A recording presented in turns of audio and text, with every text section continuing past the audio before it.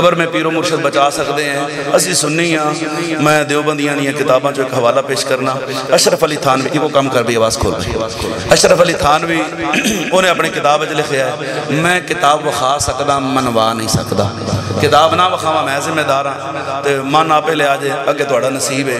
اشرف علی تھانوی کہندا ہے غوث پاک دا تو بھی مر گیا، فرشتے نے پوچھا من ربو کا، انہوں نے کہا رب تے اللہ یہ نوکر میں غوث دا ہی ہوں، انہوں نے کہا دین کی ہے، انہوں نے کہا دین اسلام ہی ہے، نوکر میں غوث دا ہی ہوں۔ انہوں نے اگلی گلاں لکھیا میں ذرا تھوڑا جا اور ہولی کر کے پہ دسنا، انہوں نے کہا حضور دے متعلق ہی کہنا، انہوں نے کہا میں غوث دا نوکر ہوں۔ اللہ فرمایا فرشتے ہو اے سڑے یار دا نوکر ہے، جان دیو اے دے واسطے جنت دی کھڑکی کھولو۔